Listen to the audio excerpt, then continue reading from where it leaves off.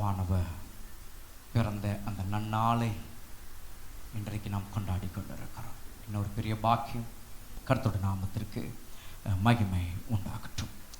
இது வெளியும் கூட கர்த்தருடைய வார்த்தையை கேட்க இது வெளியே நம்முடைய வேதாகமத்தை நாம் எடுத்துக்கொள்வோமாக. இது ஒரு விசேஷித்த நாளாக இருக்கிறபடினா நம் அப்பன் இயேசு கிறிஸ்துவனுடைய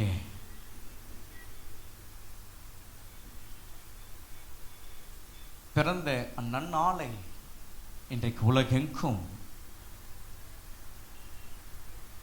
கொண்டாடி கொண்டிருக்கிற இந்த தருணத்தில் பரலோகத்திலிருந்து அவருடைய வார்த்தையை நம்ம தேவனாகிய கர்த்தர் நமக்கு தருகிறவராக இருக்கிறார். அதை குறித்து நம் அப்பன் இயேசு கிறிஸ்துவனுடைய பிறப்பை குறித்து வேதத்திலே அநேக இடங்களிலே சொல்லப்பட்டிருக்கிறது, தீர்க்க தரிசனமாக சொல்லப்பட்டிருக்கிறது. அவருடைய பிறப்பை பற்றி அப்போஸ்தலர்கள் அதை நமக்கு கூறியிருக்கிறார்கள். அப்படி பார்க்கும்போது ஒரு அனுபவத்தை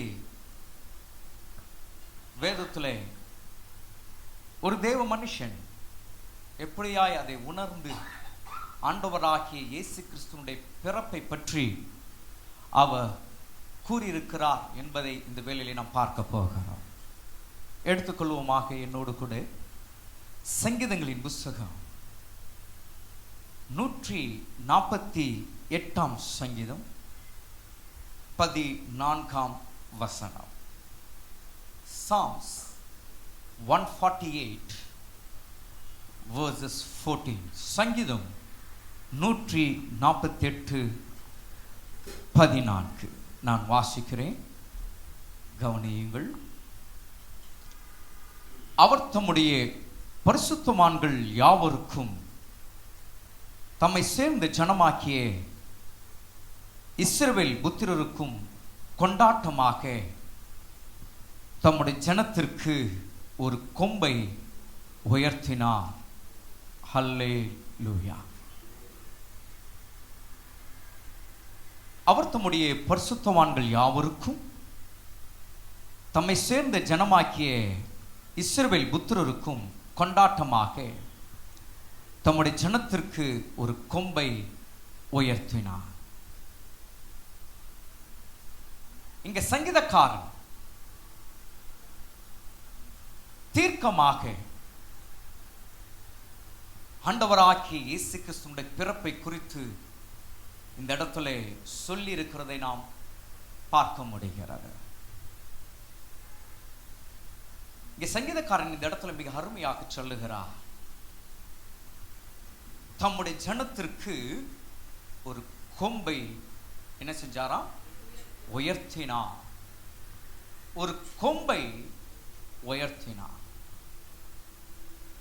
அந்த வார்த்தைக்கு மேலாக நீங்க சற்று கவனிப்பீங்கன்னா அந்த இடத்துல சொல்லுது பாருங்க, யாருக்கெல்லாம் சொல்லி தம்முடைய பரிசுத்தவான்கள் தம்மை சேர்ந்த ஜனம்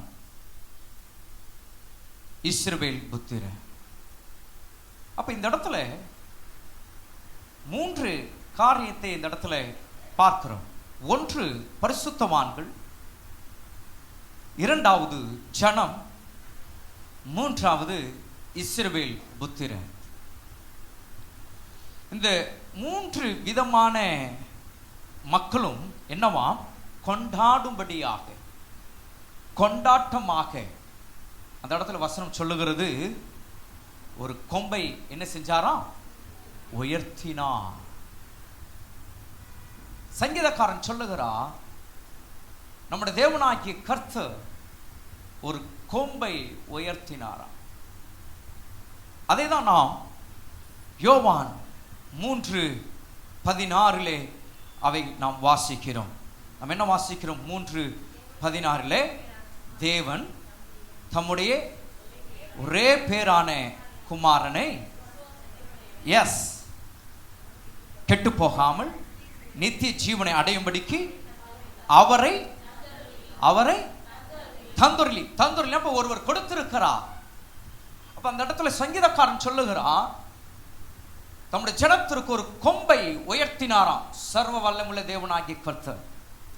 இந்த இடத்துல நாம் பார்க்கிறோம், அப்போஸ்தலன் சொல்லுகிறார், என்ன சொல்றார்னா, அங்க நாம் வாசிக்கிறோம், அவரை தந்தருளி இவ்வளவாய் உலகத்தில் அன்பு கூர்ந்தார். தேவனுடைய ஜனமே, ஒரு கொம்பை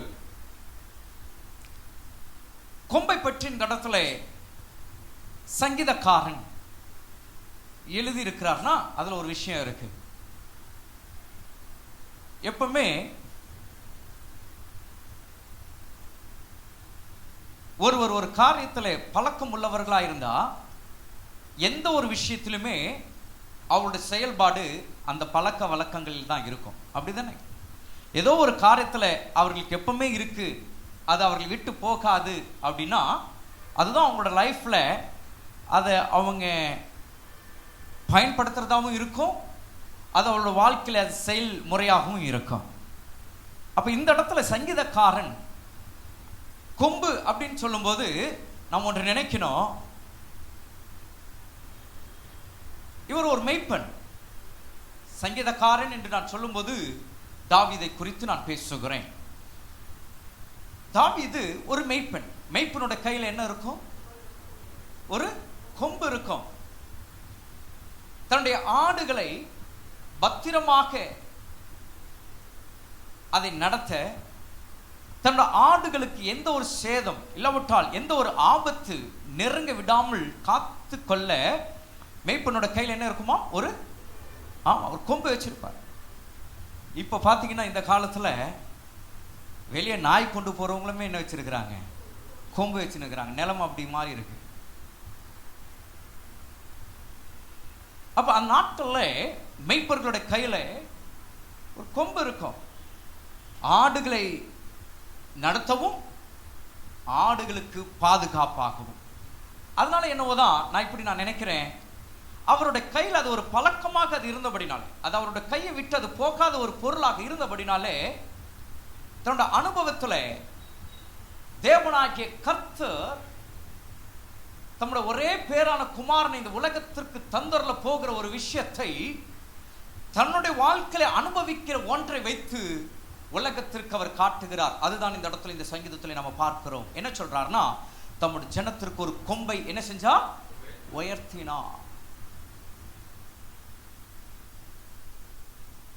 தாவீதினுடைய கையில இல்லாவிட்டால் ஒரு மெய்ப்பனுடைய கையில இருக்கிறதான கொம்பு அது விசேஷித்த ஒன்றாக இருக்கும். அந்த கொம்பு அந்த மெய்ப்பனுடைய கையில, தாவீதினுடைய கையில அது ரொம்ப பழக்கப்பட்டதாக, அது எல்லா விதத்திலும் தாவீதுக்கு அது அது சரியா இருக்கும். ஆகவே அந்த ஒரு விஷயத்தை இந்த இடத்துல அவர் கொண்டு வருகிறார். தீர்க்கமாக இந்த வார்த்தையை இந்த இடத்துல வைக்கிறார். என்ன சொல்றாருன்னா, தம்முடைய ஜனத்திற்கு ஒரு கொம்பை உயர்த்தினார். அப்ப இந்த இடத்துல சங்கீதக்காரன் சொல்லுகிற இந்த கொம்பை பற்றி வேதம் என்ன சொல்லுகிறது? அப்ப இதை யாரை பற்றி இந்த இடத்துல சங்கீதக்காரன் அப்ப முன்னமே அவர் அதை எழுதியிருக்கிறார் என்றால் வேதம் அது நிறைவேறிற்றா? அவர் இந்த இடத்துல கொம்பு என்கிற ஒரு வார்த்தையை மென்ஷன் பண்றார்னா நிறைவேறின இடத்திலும் அந்த வார்த்தை சொல்லப்பட்டிருக்கணும். அப்போ அது நிறைவேறினதா, அது யாரை பற்றி சொல்லியிருக்கிறது என்று நாம் பார்க்கும்போது வேதத்திலே தெளிவாய் நாம் பார்க்க முடியும். லூக்கா சுவிசேஷம் 1ஆம் அதிகாரம் 75ஆம் வசனத்தை நீங்கள் வாசித்து பார்க்கும் பொழுது, Luke's Gospel chapter 1 verses 75 says like this. லூக்கா 1ஆம் அதிகாரம் 75ஆம் வசனத்தை நாம் பார்க்கும்போது இப்படியாக நாம் வாசிக்கிறோம். என்ன வாசிக்கிறோம்? தம்முடைய தாசனாகிய தாவீதின் வம்சத்திலே நமக்கு இரட்சணிய கொம்பை, சொல்லுங்களேன், இரட்சணிய கொம்பை. அப்ப அந்த இடத்துல சங்கீதக்காரன் சொன்ன தீர்க்கமான ஒரு வார்த்தை இந்த இடத்துல லூக்கா வைத்திய திட்டவட்டமாக தெளிவாக இந்த இடத்துல குறிப்பிடுகிறார். என்ன குறிப்பிடுகிறார்? தம்முடைய தாசனாகிய தாவீதின் வம்சத்திலே நமக்கு இரட்சணிய கொம்பை ஏற்படுத்தினார். அப்போ அங்க கொம்புன்னு அவர் சொல்லிட்டாரு. ஆனா இந்த இடத்துல லூக்கா அதை விளக்கமா சொல்லிட்டார். என்ன கொம்பா? ரட்சணிய கொம்பு. ரட்சணியன்னா என்னங்க? சால்வேஷன், ரட்சிப்பு. அப்ப இன்றைக்கு உலகத்திற்கு ஒரு ரட்சிப்பை கொண்டு வரும்படி, உலகத்திற்கு ஒரு ரட்சிப்பை கொடுக்கும்படி இப்படி சொல்லுகிறேன். இன்றைக்கு இந்த காலவல் இந்த சத்தத்தை கேட்டுக்கொண்டிருக்கிற உங்கள் என்னுடைய வாழ்க்கையில ஒரு ரட்சிப்பை கொடுக்கும்படியாக ஒரு கொம்பு ஏற்படுத்தப்பட்டது. அந்த கொம்பு தான் இன்றைக்கு நீங்களும் நானும் ஆராதித்துக் கொண்டிருக்கிறோம். இவ்வளவு நேரமாய் நாம் பாடினோம், இவ்வளவு நேரமாய் நாம் உயர்த்தினோம். அவரை தான் இயேசு என்று சொல்லி அவரை போற்றி அவரை புகழ்ந்து கொண்டிருந்தோம். ஹல்லேலூயா. கர்த்தருடைய நாமத்திற்கு மகிமை உண்டாவதாக, மகிமை உண்டாவதாக. அப்ப இந்த இடத்துல ரட்சணிய கொம்பு, சால்வேஷன், இதை சங்கீதக்காரன் தன்னோட வாழ்க்கையிலே அனுபவித்ததை அவர் வெளிப்படுத்துகிறார். எப்படி வெளிப்படுத்துகிறார் தெரியுமா? தான் பெற்ற அந்த ரட்சிப்பை அவர் உலகத்திற்கு பறைசாற்றுகிறார், உலகத்திற்கு காட்டுகிறார். ஒரு கொம்பு உயர்த்தப்பட்டது. அந்த கொம்பு அது ரட்சணை கொம்பு, அது ஏற்படுத்தப்பட்டது. அது என்னோட வாழ்க்கையிலே அது அனுபவமா இருக்கிறது என்று சொல்லி உலகத்திற்கு அதை பிரசித்தப்படுத்துகிறார். எப்படி?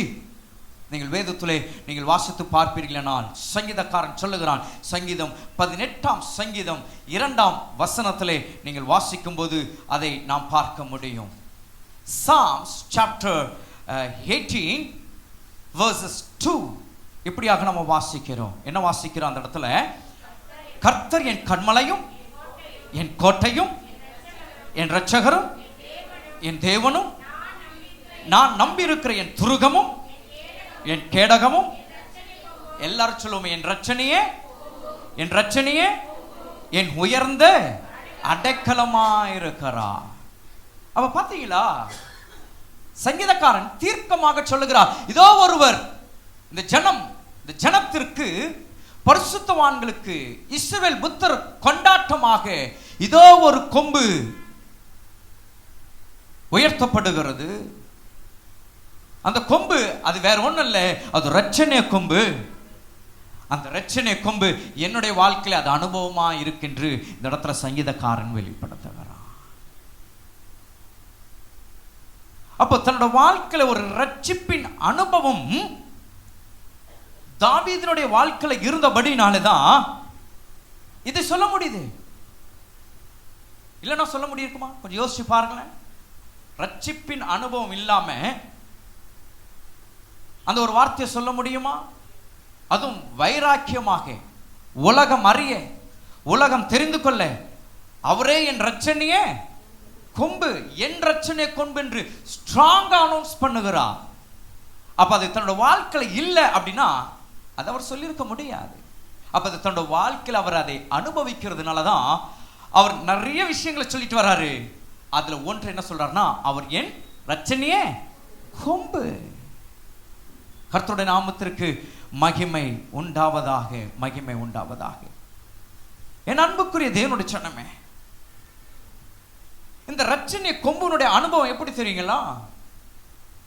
அதனுடைய விசேஷித்த ஒரு காரியம் என்ன தெரியுங்களா? ரட்சணை கொம்பு அப்படி நம்ம சொல்லிடுறோம். இந்த ரட்சணை கொம்பை பற்றி ஒரு வெளிப்பாடு யோவானுக்கு கர்த்தர் கொடுக்கிறார். அதை பற்றி வேதம் தெளிவாய் சொல்லுகிறது. நீங்கள் வாசித்து பார்க்கும்போது வெளிப்படுத்தின விசேஷம் 5ஆம் அதிகாரம் 6ஆம் வசனத்தை நீங்கள் பார்ப்பீர்களானா, Revelations chapter 5 verses 6 இப்படியாக நாம் வாசிக்கிறோம். வெளிப்படுத்தல் 5ஆம் அதிகாரம் 6ஆம் வசனம். அப்பொழுது இதோ அடிக்கப்பட்ட வண்ணமாய் இருக்கிற ஒரு ஆட்டுக்குட்டி சிங்காசனத்திற்கும் 4 ஜீவனுக்கும் மூப்பர்களுக்கும் மத்தியிலே நிற்க கண்டேன். அது 7 கொம்புகளையும் 7 கண்களையும் உடையதாயிருந்தது. அந்த கண்கள் பூமி எங்கும் அனுப்பப்படுகிற தேவனுடைய 7 ஆவிகளையும். அந்த இடத்துல நாம் வாசிக்கிறோம் பாருங்க, 7 கொம்பு, 7 கொம்புகளை உடையதாயிருந்தது. அவர் பார்க்கிறார். அவர் பார்க்கும்போது அவருடைய கண்களுக்கு எத்தனை கொம்புங்க? 7 கொம்பு.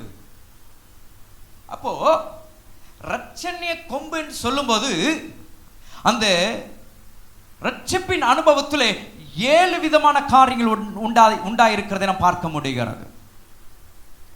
அப்போ 7 கொம்பு உடையதா இருக்கு அப்படின்னா, இப்ப அந்த 7 என்ன அப்படின்றத நான் சொல்ல போல, ஆனா அதற்கு மாறாக நான் என்ன சொல்ல வர போறேன்னா, 7 என்றாலே அது ஒரு பரிபூரணம். ஆமென், ஹல்லேலூயா.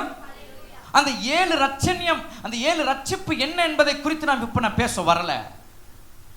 ஆனால் 7 என்று சொல்லும் பொழுது அது ஒரு பரிபூர்ணத்தை பற்றி நமக்கு காண்பிக்கிறது. ஆகவேதான் தாவீது தன்னுடைய வாழ்க்கையிலே தீர்க்கமாக உரைத்த ஒரு வார்த்தை நிறைவேறின போது, நிறைவேறினது தன்னுடைய வாழ்க்கையில அது வாழ்க்கையின் அனுபவமாக இருந்ததை அவர் சொல்லுகிறார் என்றால், நான் விசுவாசிக்கிறேன், என்னோட கண்களினாலே நான் இப்படி பார்க்கிறேன். அவருடைய அந்த இரட்சிப்பின் அந்த கொம்பாகிய அந்த 7 கொம்பும் தாவீதினுடைய வாழ்க்கையில நிறைவாய் இருந்தபடினால்தான் அவர் விடுதலையோடு சொல்றார், வைராக்கியமாய் சொல்றார், அவரே என்னுடைய இரட்சணிய கொம்பு என்று. ஹல்லேலூயா. கர்த்தருடைய நாமத்திற்கு மகிமை உண்டாகட்டும்.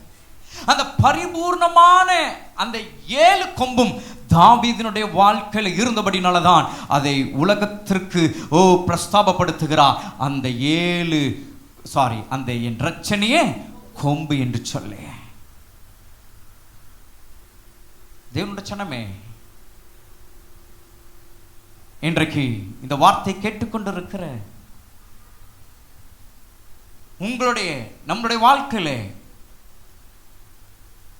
இன்றைக்கு ஒரு கிறிஸ்துமஸ் செய்தி என்றால் அது என்ன தெரியுங்களா? நம் அப்பன் இயேசு கிறிஸ்துவின் மூலமாக நாம் பெற்ற இரட்சிப்பை, அந்த பரிபூர்ணமான அந்த இரட்சிப்பை இன்றைக்கு உலகத்திற்கு நாம் காட்டுகிறவர்களாய் இருக்க வேண்டும். Are you showing your salvation behind your people? உங்கள் அருகில் இருக்கிறதான மக்களுக்கு உங்களுடைய இரட்சிப்பை நீங்கள் காண்பிக்கிறீர்களா என்று நாம் சிந்தித்து பார்க்க வேண்டும். தேவனுடைய சனமே, நாம் ரட்சிக்கப்பட்டிருக்கிறோம், நாம் ரட்சிக்கப்பட்டவர்கள் என்று நாம் சொல்லிக் கொண்டால் போதாது. அந்த ரட்சிப்பின் அனுபவம், அந்த பரிபூர்ணமான அந்த கொம்பு இன்றைக்கு உலகத்திற்கு காட்டப்பட வேண்டும். அதுதான் உண்மையான கிறிஸ்துமஸ். இன்றைக்கு உலகமே நம் அப்பன் இயேசு கிறிஸ்துவினுடைய பிறப்பை கொண்டாடி கொண்டிருக்கிறது. இன்றைக்கு எல்லா இடங்களிலும், எல்லா திருச்சபைகளிலும் அவருடைய நாமத்தை போற்றி உயர்த்தி கொண்டிருக்கிறார்கள். அப்போ போகும்போது விசுவாச மக்கள் எப்படி போறாங்க? இன்றைக்கு எப்படி வந்திருக்கிறோம்? நம்ம புது ட்ரெஸ் போட்டிருக்கிறோம், விசேஷித்தவர்களாக நம்ம இன்றைக்கு இங்க வந்திருக்கிறோம். இதை முடிச்சு நம்ம போகும்போது உலகமே நம்மளை பார்க்குது. அப்போ வெளி தோற்றத்திலே இன்றைக்கு உலகம் நம்மளை பார்க்கும்போது, இன்றைக்கு இவர்கள் சபைக்கு போயிட்டு வராங்க, சர்ச்சுக்கு போயிட்டு வராங்க அப்படின்னு அவர்களோட பார்வையில தோன்றுகிறது போல நம்மளை பார்க்கும்போது நமக்குள் இருக்கிறதான இரட்சிப்பும் அவர்களுக்கு வெளிப்பட வேண்டும். ஹல்லேலூயா.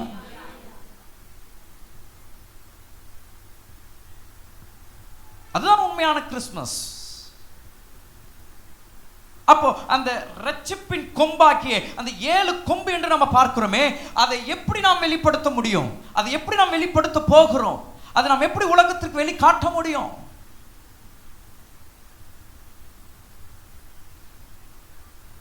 வேதத்திலே என் அப்பன் இயேசு கிறிஸ்து பிறந்தபோது மேய்ப்பர்களும் அங்கே இருந்ததான ஜனமும் அந்த இடத்துல அதை செய்து காட்டியிருக்கிறார்கள்.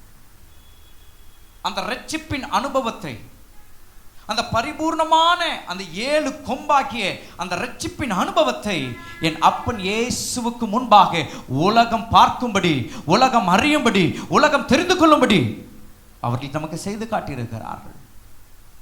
அதை தான் நாம் இந்த நேரத்தில் நாம் பார்த்து ஜெபித்து நாம் கடந்து போக இருக்கிறோம். எடுத்துக்கொள்ளுங்க என்னோடு கூட லூக்கா சுவிசேஷம் 2ஆம் அதிகாரம்.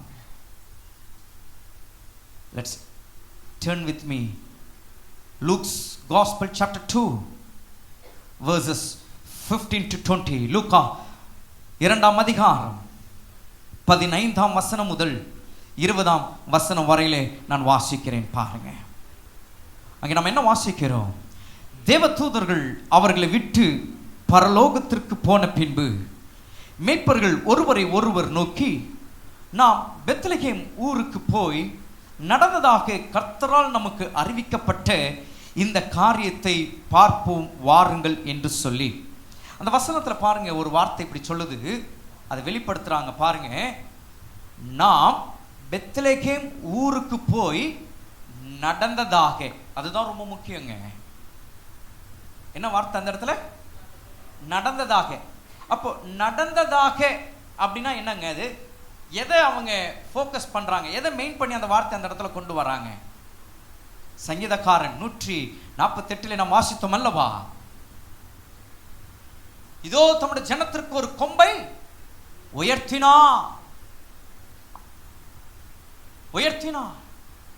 எஸ், அது நடந்ததாக. அந்த இடத்துல நம்ம அதை வாசிக்கிறோம். பாருங்க அந்த வசனத்தை. நடந்ததாக கர்த்தரால் நமக்கு அறிவிக்கப்பட்ட காரியத்தை பார்ப்போம் வாருங்கள் என்று சொல்லி தீவிரமாய் வந்து மரியாளையும் யோசேப்பையும் முன்னணியிலே கிடைத்திருக்கிற பிள்ளையும் கண்டார்கள். கண்டு அந்த பிள்ளையை குறித்து தங்களுக்கு சொல்லப்பட்ட சங்கதியை என்ன செஞ்சாங்களாம்? பிரசித்தம் பண்ணினார்கள். மெய்ப்பராலே தங்களுக்கு சொல்லப்பட்டதை கேட்ட யாவரும் அவைகளை குறித்து ஆச்சரியப்பட்டார்கள். மரியாளோ அந்த சங்கதிகளை எல்லாம் தன் இருதயத்தில் வைத்து சிந்தனை பண்ணினான். மெய்ப்பர்களும் தங்களுக்கு சொல்லப்பட்டதின்படியே கேட்டு கண்ட எல்லாவற்றுக்காக தேவனை மகிமைப்படுத்தி துதித்து கொண்டு திரும்பி போனார்கள். இந்த இடத்துல 4 காரியங்களை நாம் இங்கே பார்க்கிறோம். இங்கே மேய்ப்பர்களை குறித்து அந்த இடத்துல சொல்லப்படுது, மரியாளை குறித்து சொல்லப்படுது. அது மாத்திரமல்ல, அந்த இடத்துல நீங்க பார்த்தீங்கன்னா அங்கே இருந்தவர்களை குறித்து சொல்லப்படுகிறது. அப்போ இந்த இடத்துல 4 விதமான ஒரு காரியத்தை நம்ம அந்த இடத்துல நம்ம பார்க்கிறோம். இவர்கள் பெற்ற அந்த ரட்சிப்பின் அனுபவத்தை, அந்த பரிபூர்ணமான அந்த ரட்சிப்பை எப்படி அதை காட்டுகிறார்களாம்? அந்த இடத்துல நம்ம வாசிச்சோம் பாருங்க. 18ஆம் வசனத்துல பார்க்கிறோம். என்ன வாசிக்கிறோம்? மெய்ப்பராலே தங்களுக்கு சொல்லப்பட்டதை கேட்ட யாவரும் அவைகளை குறித்து ஆச்சரியப்பட்டார்கள். அதற்கு முன்னதாக நம்ம வாசிக்கிற அந்த 17ஆம் வசனத்துல நம்ம வாசிக்கிற அந்த அதுதான் முதல் காரியம். அதில் நம்ம என்ன வாசிக்கிறோம்? கண்டு அந்த பிள்ளை குறித்து தங்களுக்கு சொல்லப்பட்ட சங்கதியை என்ன செஞ்சாங்க? பிரசித்தி பண்ணினாங்க. First they announced. தேவனோட சனமே,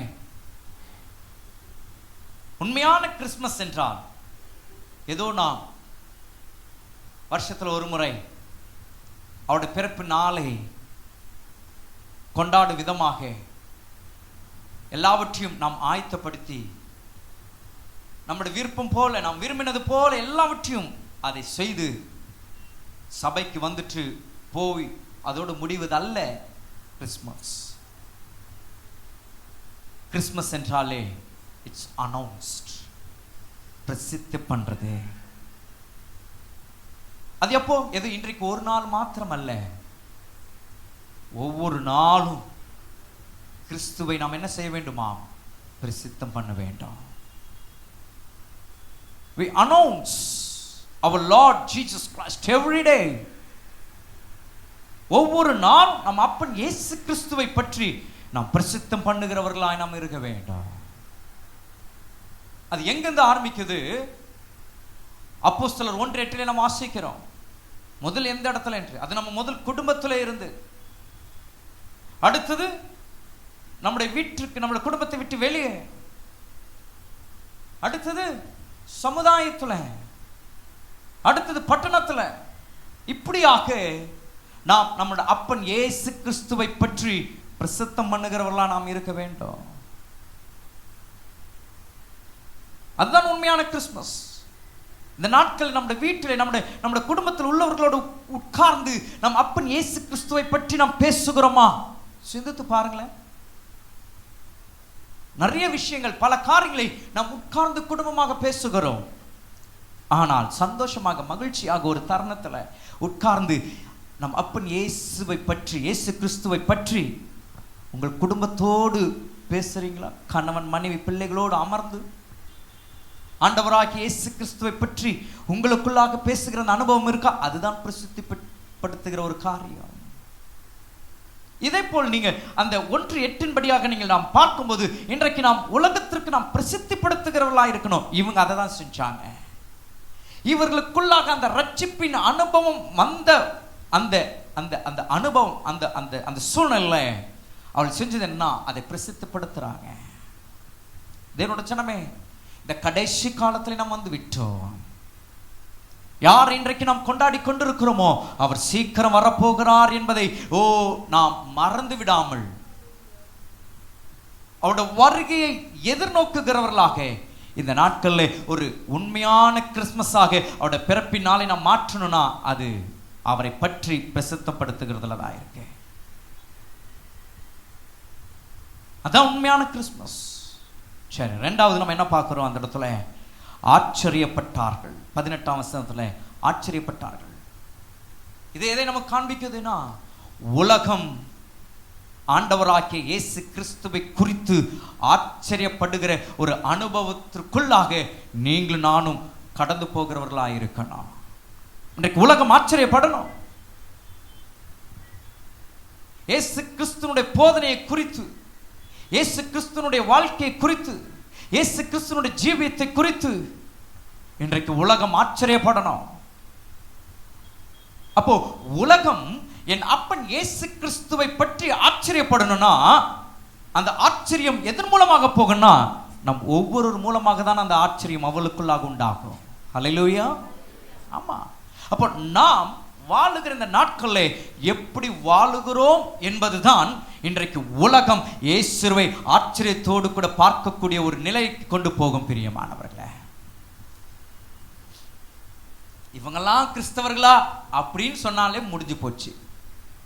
இவங்கெல்லாம் பைபிள் எடுத்துட்டு போறாங்கன்னா முடிஞ்சு போச்சு. இது என் அப்பன் இயேசு கிறிஸ்துவை ஆச்சரியப்படுத்தாது, மாறாக யோசிச்சு பாருங்களேன். இன்றைக்கு உலகம் இயேசு கிறிஸ்துவை குறித்து ஆச்சரியப்படக்கூடியதாக இன்றைக்கு நீங்களும் நானும் நம்முடைய வாழ்க்கை மாறுகிறதா இருக்கணும். அதுதான் உண்மையான கிறிஸ்துமஸ். ஹல்லேலூயா. அதற்கு வந்துட்டு அவர் ஆக்ஷன், நம்முடைய வாழ்க்கை, நம்முடைய செயல், இதை கொண்டுதான் ஸ்தோத்திரம் இயேசு கிறிஸ்துவை ஜனங்கள் ஆச்சரியப்படக்கூடியதாக இருக்கும். எப்படி இருக்கிறாங்க, எப்படி வாழ்றாங்க, எப்படி நடக்கிறாங்க, எப்படி பேசுறாங்க, அது நம்மளை பற்றி சொல்லுகிற ஒரு விஷயமாக வரும்போது அதற்குள்ளாக இயேசு கிறிஸ்துவை பிரதிபலிக்கிறவர்களாக இருக்கிறோம். அதுல அவரை குறித்து ஆச்சரியப்படக்கூடியதாக மாற்றுகிறதா இருக்கு. அதான் உண்மையான கிறிஸ்துமஸ். இப்ப நம்ம யோசிச்சு சிந்தித்து பார்க்க வேண்டும். இந்த நாட்களில் நம்மை குறித்து உலகம் எப்படி பார்க்கு? இன்றைக்கு என் மூலமாக இயேசு கிறிஸ்துவை எப்படி உலகம் பார்க்கிறது? இன்றைக்கு உலகம் ஆச்சரியமாய் பார்க்க வேண்டும் இயேசு கிறிஸ்துவை பற்றி. அதற்கு நீங்கள் தான் ஒரு பொருளாக, ஒரு ஆப்ஜெக்டாக இருக்கிறீங்க. அப்போ உங்களுடைய வாழ்க்கை உலகத்திற்கு இயேசுவை ஆச்சரியமாய் பார்க்கக்கூடியதாக உங்களுடைய வாழ்க்கை இருக்க வேண்டும். சிந்தித்து பார்க்க கர்த்தர் இந்த நாளிலே நமக்கு ஒரு தருணத்தை கர்த்தர் கொடுக்கிறார். அதுதான் உண்மையான கிறிஸ்துமஸ். ஆச்சரியத்தை ஏற்படுத்தணும். உங்களுடைய ஒவ்வொரு செயலும் உலகம் ஆச்சரியப்பட வைக்கணும். இது எப்படிங்க ஆச்சு? இது எப்படிங்க உங்களால மட்டும் முடியுது? இது எப்படி உங்களால மட்டும் ஆகுது? அதுதான் இயேசுவை ஆச்சரியப்படுத்தக்கூடியதான ஒரு நிலைக்கு நீங்கள் கொண்டு வரீங்க. ஒவ்வொரு நாளும் உலகம் உங்களை குறித்து ஆச்சரியப்படத்தக்கதாக, இயேசுவை ஆச்சரியப்படத்தக்கதாக நீங்கள் மாற வேண்டும். அதுதான் உண்மையான கிறிஸ்துமஸ். அடுத்தது மூன்றாவது ஒரு காரியம் என்ன பார்க்கிறோம்னா, அந்த 19ஆம் வசனத்தில் வாசிச்சோமே, என்ன வாசிச்சோன்னா, சிந்தனை பண்ணினார்கள். சிந்தனை, திங்கிங். அப்ப இந்த நாட்களில் ஆண்டவராகிய இயேசு கிறிஸ்துவை எப்பொழுதும் சிந்தித்து கொண்டிருக்கிற ஒரு அனுபவம் நமக்கு இருக்கணும். நம் மூலமாக மற்றவர்களும் உருவாக்க வேண்டும். ஹல்லேலூயா. இன்றைக்கு இயேசு கிறிஸ்துவை மறந்து போகக்கூடிய ஒரு சூழ்நிலை தான் இன்றைக்கு உலகம் போய் கொண்டிருக்கு. எத்தனை பேர் அதை ஆமீன் சொல்றீங்க? அப்படிதானே? இயேசு கிறிஸ்துவை மறந்து போகக்கூடிய ஒரு நிலை. சிந்திக்கணுங்க. இன்றைக்கு நம்மளோட வாழ்க்கையில இயேசு கிறிஸ்துவை குறித்து சிந்திக்கிற அந்த அனுபவம் குறைந்துட்டு இருக்கு. பற்பல காரியங்களை குறித்து நாம் சிந்தித்து கொண்டிருக்கிறோம். வாழ்க்கையில எப்படி மேல வரணும் சிந்திக்கிறோம், நல்லது. இதை வாங்கணும், நல்லது. இது இருக்கணும், சிந்திக்கிறோம், நல்லது. இனி எப்படி வாழ்க்கையில முன்னேறணும் சிந்திக்கிறோம், நல்லது. இனி இந்த வாழ்க்கையில எப்படி போகணும் சிந்திக்கிறோம், நல்லது.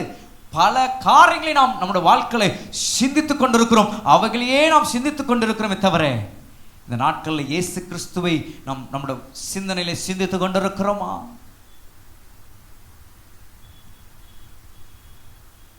இன்றைக்கு உலகம் இயேசு கிறிஸ்துவை சிந்திக்கும்படியான ஒரு நிலைக்கு இன்றைக்கு நீங்களும் நானும் இருக்கிறோமா? சிந்திக்க வேண்டாம்.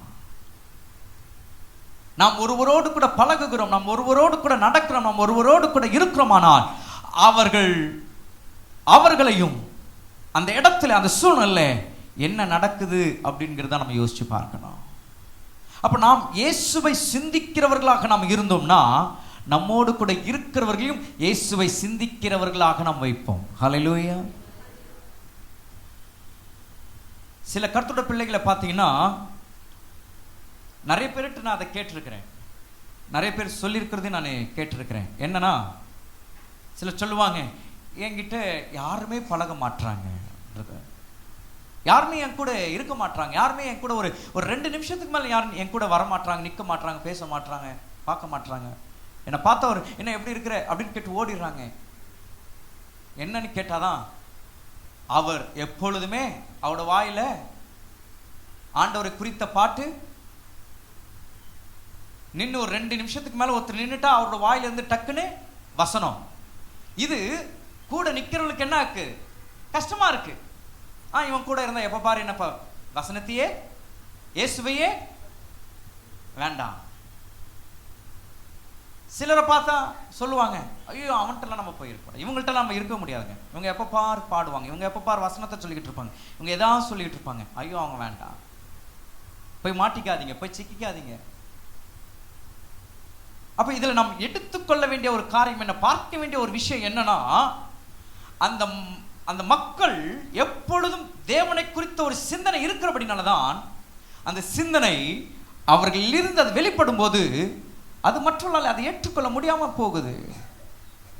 அது அவர்கள் ஏற்றுக்கொள்ளுகிறார்களோ இல்லையோ, ஆனால் இன்றைக்கு இந்த நாட்களில் அவருடைய பிள்ளைகளாக்கி நாம் அறிந்து கொள்ள வேண்டியது என்னன்னா, இயேசு கிறிஸ்துவை குறித்து எப்பொழுது நம்முடைய சிந்தனையாய் இருக்க வேண்டும். அவருடைய பிறப்பை குறித்து நாம் சிந்தித்து பார்க்கணும். எவ்வளோ நேரங்கள் கர்த்தர் நமக்கு கொடுக்கிறார். வீட்டில் இருக்கும்போது சரி, பிரயாணப்படும் போது சரி, வேலை இடத்துல இருக்கும்போது, ஒவ்வொரு நமக்கு அநேக நேரங்கள் நமக்கு கிடைக்குது.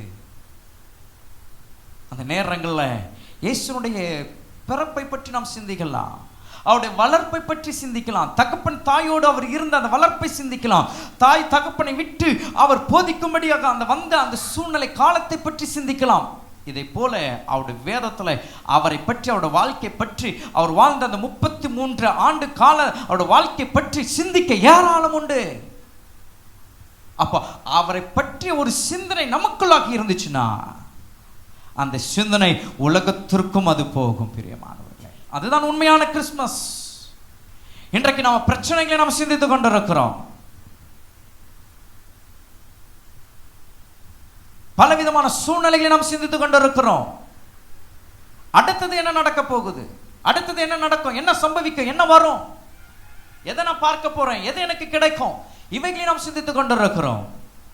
தேவனோட சொன்னமே, இந்த காலவெளியிலே நாம் ஒன்று சிந்திக்க வேண்டியது என்னன்னா, என் அப்பன் இயேசு கிறிஸ்துவை குறித்த சிந்தையே இந்த நாட்களில் நம்முடைய சிந்தனையாக இருக்க வேண்டும். இது கொஞ்சம் கஷ்டம்தாங்க, ஆனா அவரை பற்றிய ஒரு சிந்தனைக்குள்ளாக நீங்க வந்து பாருங்களேன், அந்த அந்த அந்த ஒரு அனுபவமே வேற. அவரை மாத்திரமே நீங்க சிந்தித்து கொண்டிருங்க, அவர் உங்களிடத்துல பேசுகிறதை நீங்கள் உணர முடியும். ஹல்லேலூயா. ஏன்னா என் மகன் என் மகள் என்னை குறித்தே சிந்தித்திருக்கும் போது அந்த மகளுடைய எண்ணம், அந்த மகளுடைய நினைவு, என்னோட மகனுடைய யோசனை எல்லாம் என்னை குறித்த ஒரு சிந்தனையா இருக்கிறதுனால என் மகனை என் மகளை நான் போய் இந்த நேரத்தில் பேசட்டும் சொல்லி அவர் உங்களிடத்தில் பேசுகிறதை, அவருடைய மெல்லிய சத்தத்தை உங்களுடைய காதுகளில் இந்த நாட்களில் கேட்க முடியும். எத்தனை பேர் அதை ஆமீன் சொல்றீங்க? ஹல்லேலூயா. அப்ப அது எப்படி நடக்கும்னா அவரை குறித்த சிந்தனை நமக்குள்ளாக உண்டாகும் போது தான். அப்போ உண்மையான கிறிஸ்துமஸ் என்ன அப்படின்னா அவரை குறித்த சிந்தனை, அவரை குறித்த சிந்தனை. இததான் இந்த நாட்களில் கடைசி காலங்களில் பிசாசானவன் இருக்கக்கூடாதபடிக்கு அதை எடுத்து விடுகிறான். பலவிதமான சோர்வுகள், வியாதிகள், கஷ்டங்கள், பிரச்சனைகள், அவமானங்கள், நிந்தைகள், துன்பங்கள், தேவைகள், இவையே எல்லாவற்றையும் நம்முடைய வாழ்க்கையில கொண்டு வந்து இவைகளை சிந்திக்க வைத்து இவை எல்லாவற்றையும் ஒரு நொடியிலே மாற்றுகிறவரை சிந்திக்க கூடாதபடிக்கு அவரை நம்முடைய மனதில் இருந்து, நம்முடைய நினைவில் இருந்து அதை எடுத்து விடுகிறான். ஆகவேதான் இந்த காலவல்ல நம் அப்பன் இயேசு கிறிஸ்துவினுடைய பிறப்பின் நாளை கொண்டாடி கொண்டிருக்கிற கர்த்தருடைய பிள்ளைகளுக்கு இந்த காலவேளை கர்த்தருடைய ஆவியானவர் சொல்லுகிறது என்னன்னா, உண்மையான கிறிஸ்துமஸ் எது அப்படின்னா என் அப்பன் இயேசு கிறிஸ்துவை சிந்திப்பதே. அப்ப அவரை குறித்த அந்த சிந்தனை நமக்குள்ளாக உண்டாக இந்த நாட்களில் நாம் முற்படுவோம். நம்முடைய வாழ்க்கையின் அனுபவம் மாறுகிறதை, அந்த மாறுதலை நாம் பார்க்க இந்த நாட்களில் மாற ஒப்பு கொடுக்க வெளி நாம் சிந்திப்போமாக. கடைசியாக அந்த இடத்துல நம்ம பார்க்கிறோம் பாருங்க, 20ஆம் வசனத்தில் நடந்தது என்னன்னா, அங்க நம்ம வாசிக்கிறோம், தேவனை மகிமைப்படுத்தி துதித்து கொண்டு திரும்பி போனார்கள். அப்ப அதுல ஒரு வார்த்தை, தேவனை மகிமைப்படுத்தி துதித்து கொண்டு, தேவனை மகிமைப்படுத்தி துதித்து கொண்டு. இதாங்க உண்மையான கிறிஸ்துமஸ். அதுதான் நம்ம கொஞ்ச நேரத்துக்கு முன்னாடி நம்ம அதை தான் செஞ்சோம், பாடினோம். சில பாடல்களை பாடி கர்த்தரை மகிமைப்படுத்தினோம், கர்த்தரை துதிச்சோம்.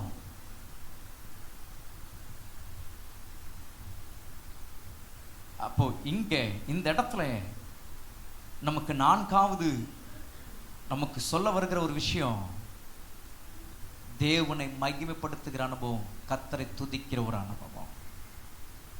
இதை பற்றி நான் ரொம்ப சொல்லணும்னு இல்லை, ஆனா நாம் சிந்திக்க நம்முடைய மனதில் கொண்டு வர வேண்டியது என்னன்னா, நம்முடைய வாழ்க்கையில தேவனை மகிமைப்படுத்துகிற அனுபவம் எப்படி ஆயிருக்கு, தேவனை துதிக்கிற அனுபவம் எப்படி ஆயிருக்கு. இந்த நாட்களில் கர்த்தருடைய பிள்ளைகளுக்குள்ளாக குறைந்து கொண்டிருக்கிற காரியங்களை இந்த வேளையில கர்த்தருடைய ஆவியானவர் பேசிக் கொண்டிருக்கிறார். எது நம்முடைய வாழ்க்கையில நிறைவா இருக்க வேண்டுமோ அதை குறித்து அவர் பேசிக் கொண்டிருக்கிறார். நிறைவா இருக்க வேண்டியவைகள் இந்த நாட்களில் கர்த்தருடைய பிள்ளைகளுடைய வாழ்க்கையில குறைந்து கொண்டிருக்கிற ஒரு விஷயத்தை இன்றைக்கு நினைவுபடுத்தி அவர் பேசிக் கொண்டிருக்கிறார். அதுதான் உண்மையான கிறிஸ்துமஸ்.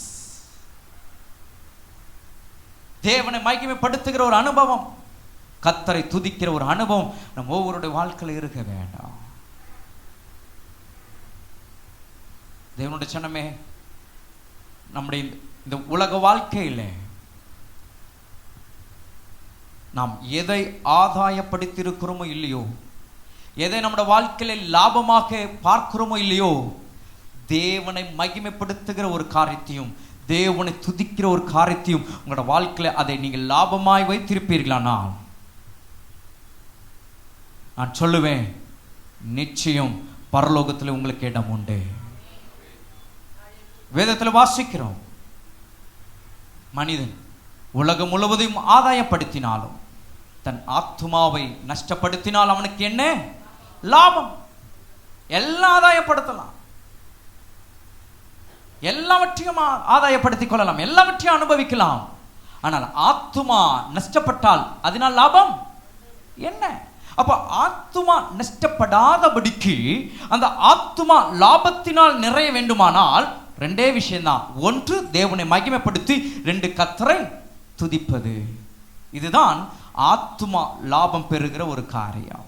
அப்ப எந்த அளவிற்கு நாம் கர்த்தரை பாடி பாடி அவரை மகிமைப்படுத்தி கர்த்தரை நாம் துதிக்கிறோமோ அந்த அளவிற்கு நம்முடைய ஆத்துமா லாபம் பெறுகிறது, ப்ராஃபிட் அடைகிறீங்க. அதனால தான் ஒவ்வொரு கூட்டங்கள், எந்த ஒரு கூட்டமாக இருந்தாலும் அந்த கூட்டத்தினுடைய துவக்கத்தில் நம்ம என்ன வைக்கிறோம்? பாடல் வேலை, துதி ஆராதனை வேலை.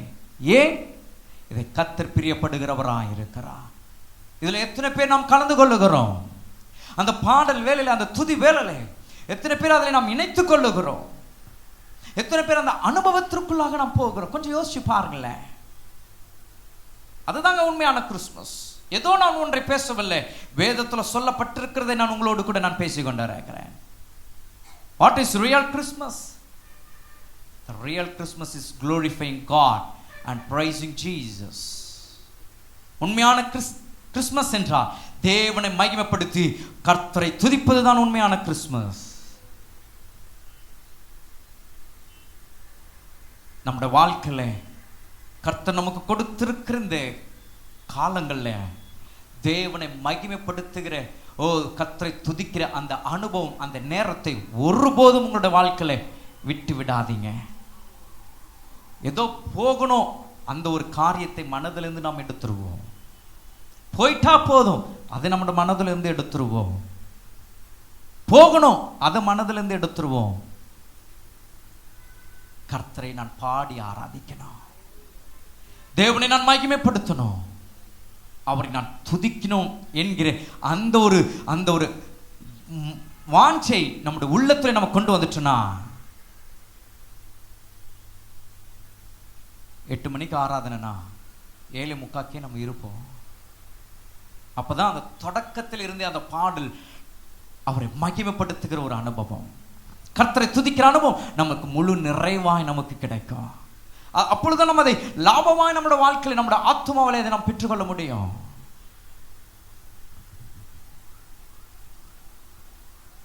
ஆக இந்த காலவெளியில் தேவனுடைய சொன்னமே, உண்மையான கிறிஸ்மஸ்னா உங்களுடைய வாழ்க்கையில ஆண்டவராகிய இயேசு கிறிஸ்து வருகிற வரைக்கும் அவரை மகிமைப்படுத்தி அவரை துதிக்கிற ஒரு அனுபவம் உண்டாயிருக்கும் போது தான் அது உண்மையான கிறிஸ்மஸ். அப்ப இந்த இடத்துல 4 காரியங்கள் நம்ம பார்க்கிறோம். ஒன்று என்னமாம்? பிரசித்தம் பண்ணினார்கள்.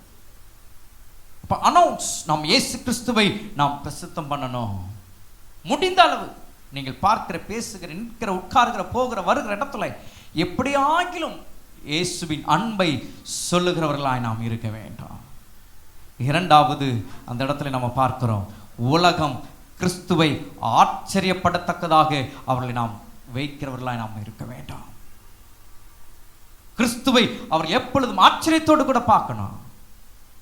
மூன்றாவது, அந்த இடத்துல நாம் பார்க்கிறோம், சிந்திக்கிற ஒரு அனுபவம், கிறிஸ்துவை சிந்திக்கக்கூடிய ஒரு அனுபவம் இந்த நாட்களில் உண்டாயிருக்க வேண்டும். கடைசியாக நாம் பார்க்கிறோம், தேவனை மகிமைப்படுத்தி என்ன செய்யணும்? துதிக்கிற ஒரு அனுபவம். இந்த 4 காரியங்கள் இந்த நாட்களில் எந்த ஒரு கர்த்தருடைய பிள்ளைகளுடைய வாழ்க்கையில் இருந்து செயல்படுகிறதோ அதுவே ரியல் உண்மையான கிறிஸ்மஸ். பிரியமானவர்களே, அதுதான் நாம் அப்பன் இயேசு கிறிஸ்து பிறந்ததின் அந்த நன்னாளை நினைத்து கொண்டாடுகிற இந்த நாட்களுடைய ஒரு அர்த்தம். இந்த 4 காரியங்கள் எந்த ஒரு கர்த்தருடைய ஜனம், எந்த ஒரு கர்த்தருடைய பிள்ளைகள் தங்களுடைய வாழ்க்கையை செய்து அதை கொண்டாடுகிறார்களோ அவர்களுடைய வாழ்க்கையில அந்த இரட்சணிய கொம்பு என்று சொல்ல முடியும். ஹல்லேலூயா. சங்கீதக்காரன் சொன்னது போல, என் இரட்சணிய கொம்பு என்று அவர் வைராக்கியமாய் ஆணித்தரமாய் அவர் சொன்னது போல இந்த நாட்களில் நாம் உலகத்திற்கு நேராக என் இரட்சணிய கொம்பு என்று அவரை குறித்து உலகத்திற்கு சொல்ல, தேவனுடைய ஜனமே, இந்த காரியங்கள் நம்முடைய வாழ்க்கையில் இருக்குமானால் நாமும் சொல்ல முடியும், நம் அப்பன் இயேசு கிறிஸ்துவை குறித்து அவரே என் இரட்சணிய கொம்பு என்று சொல்ல. யார் ஒருவருடைய நாவிலே, வாயினாலே இவர் என் ரட்சிப்பின் இரட்சணிய கொம்பு என்று சொல்லுகிறார்களோ, நான் சொல்லுவேன், அவர்களுக்கு அவருடைய வலது பார்சத்தில் எப்பொழுதும் இடம் உண்டு என்பதை நாம் மறந்து போக வேண்டாம். பரலோகத்திலே அவருடைய வலது பார்சத்தில் நமக்கு இடம் உண்டு. சிந்தித்து பாருங்க, யோசிச்சு பாருங்க. உண்மையான கிறிஸ்மஸ் இந்த அனுபவம் என்னுடைய வாழ்க்கையில் இருந்து என் அப்பன் இயேசு கிறிஸ்துவினுடைய பிறப்பை நான் கொண்டாடுகிறேனா என்று நாம் சிந்திப்போம். சிந்தித்து மகிழ்ச்சியோடு சந்தோஷமாய் நாம் கொண்டாடுவோம். அதுவே உண்மையான கிறிஸ்மஸ். ஹல்லேலூயா, ஹல்லேலூயா. இப்ப சங்கீதக்காரன் சொல்லுகிறார், தம்முடைய ஜனத்திற்கு ஒரு கொம்பை உயர்த்தினார். எஸ், அவர் நம் நடுவிலே அவர் உயர்த்தப்பட்டவராக அவர் மகிமைப்பட்டு கொண்டிருக்கிறார். உயர்த்தப்பட்டவராக நம் மத்தியிலே அவர் அசைவாடி கொண்டிருக்கிறார். அந்த அப்பன் இயேசு கிறிஸ்துவை இந்த நாட்களில் நம்முடைய வாழ்க்கையின் மூலமாக இன்றைக்கு உலகத்திற்கு நேராக பறைசாற்ற நம்ம முழுவதுமாய் ஒப்பு கொடுப்போம். அந்த உண்மையான கிறிஸ்மஸ் நம் மூலமாக உலகத்திற்கு காணப்படட்டும். அப்படியாக நாம் இந்த நாளை நாம் கொண்டாடுவோம். கர்த்தர் நமக்கு உதவி செய்ய அவர் நமக்கு உண்மையுள்ளவராக இருக்கிறார். ஹல்லேலூயா, ஹல்லேலூயா. நம்ம இருக்கிற இடத்துல நம்ம எழுந்து நிற்போமா? கர்த்தரை நோக்கி நாம் பார்க்க போகிறோம்.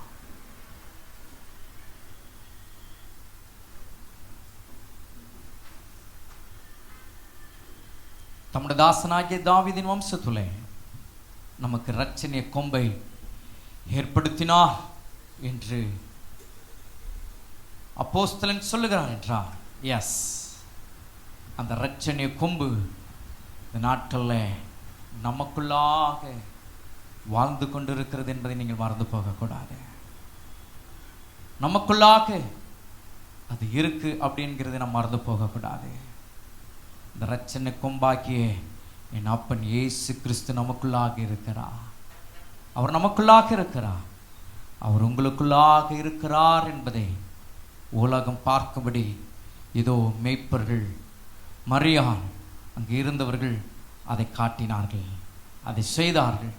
இன்றைக்கு நாமும் அப்படிப்பட்டதான ஒரு அனுபவத்தோடு கூட இந்த நாட்களில் நாம் இருக்க, ஜீவிக்க, காட்ட கர்த்தர் நமக்கு உதவி செய்ய அவரை நோக்கி நம்ம பார்ப்போமா?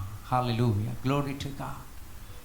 Hallelujah. நன்றி, நன்றி, நன்றி இயேசு சுவாமி. நன்றியோடு நாங்களுமே துதிக்கிறோம். கர்த்தரை நோக்கி நம்ம பார்ப்போமா? நம்ம எல்லாரும் Hallelujah. குதூகலம் நிறைந்த நன்னா நடுவானில் மின்னிடுதே, இதுவரை இருந்த துன்பமில்லை, இனி என்றுமே ஆனந்தம். இதுவரை இருந்த துன்பமில்லை, இனி என்றுமே ஆனந்தம். இதுவரை இருந்த துன்பமில்லை, இனி என்றுமே ஆனந்தம். சொல்லுவோமா? இதுவரை இருந்த துன்பமில்லை,